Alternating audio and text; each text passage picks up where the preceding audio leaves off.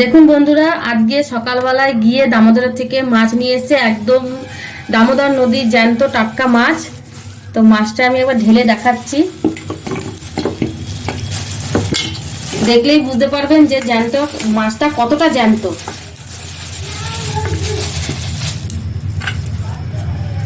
এই মাছটা আজকে রেসিপি করব। তো এখন দেখি যে কি রেসিপি করা যাক, চলুন আপনারা দেখতে থাকুন।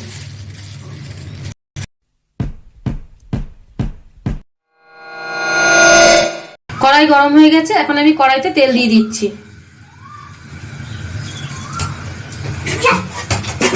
এখানে আমি চারাপোনা মাছ নিয়ে নিয়েছি, তো কেটে পরিষ্কার করে কেটে আমি নুন হলুদ মাখিয়ে রেখেছিলাম।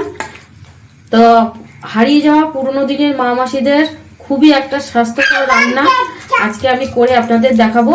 আপনারা অবশ্যই প্লিজ ভিডিওটি পুরোটা দেখবেন, আপনাদেরকে অনুরোধ করলাম। তেল গরম হয়ে গেছে, এখন আমি তেলের মধ্যে মাছ দিয়ে দিচ্ছি।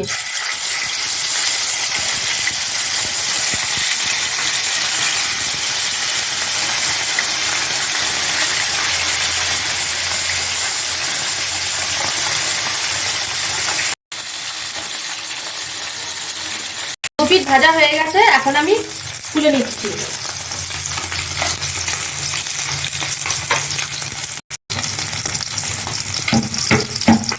হয়ে গেছে, এখন কড়াইতে তেল রয়েছে, আমি আর তেল দেবো না। তেলের মধ্যে এখন আমি পাঁচফোড়ন দিয়ে দিচ্ছি।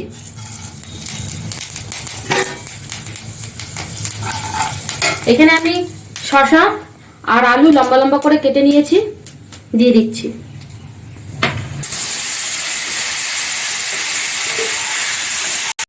এখানে শসা আমি বুড়ো শসা নিয়েছি, তো আপনারা শসাটাকে চিংড়ি মাছ দিয়েও করে খেতে পারবেন, আর পুরো একদম লাউয়ের মতো স্বাদ লাগবে চিংড়ি মাছ দিয়ে খেলে পরে। ইলিশ মাছের মাথা দিয়েও করা যায়। তো আমি একবার আপনাদেরকে চিংড়ি মাছ দিয়ে শসার তরকারি করে দেখিয়েছি। তো এই ভিডিওটা খুবই পুরনো, একদম মা মাসিদের হারিয়ে যাওয়া রান্না রেসিপি, সেটা আমি করে আপনাদেরকে শেয়ার করছি।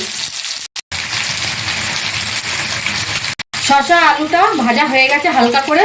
তো এখানে আমি পরিমাণ মতো নুন নিয়েছি, ধনে গুঁড়ো, কাশ্মীরি লঙ্কা গুঁড়ো, হলুদ গুঁড়ো আর জিরে গুঁড়ো দিয়ে দিচ্ছি। ভালো করে কষিয়ে নেব। দিয়ে দিচ্ছি চেরা কাঁচা লঙ্কা 3টে।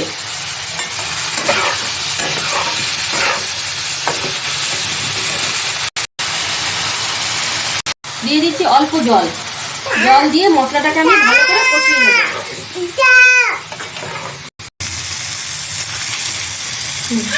আলু কষানো হয়ে গেছে, এখন আমি জল দিয়ে দিচ্ছি। আর বন্ধুরা দেখলেনি তো, খুবই অল্প সময়ের মধ্যে পুরনো হারিয়ে যাওয়া রান্না। তো এখন আমি জল দিয়ে দিচ্ছি পরিমাণ মতন, যাতে শসা আর আলুটা ডুবে থাকে। তো আমি এখন 5 মিনিটের জন্য ঢেকে দেব।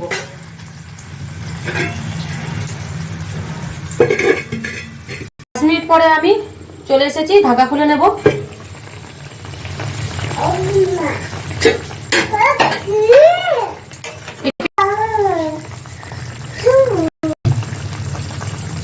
মাছ ভেজে রেখেছি, ভাজা মাছ দিয়ে দেবো।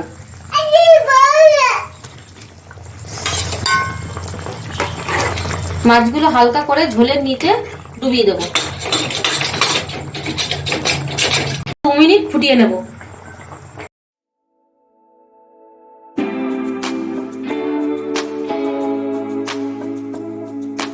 বুড়ো শসা দিয়ে আলু দিয়ে চারাপোনা মাছের পুরোনো দিনের হারিয়ে যাওয়া রেসিপি রেডি। তো আপনারা অবশ্যই কমেন্ট করে জানাবেন কেমন হয়েছে, আর একটা প্লিজ সাবস্ক্রাইব করে দেবেন, আপনাদেরকে অনুরোধ করলাম। রেসিপিটা আমি এখানেই শেষ করছি।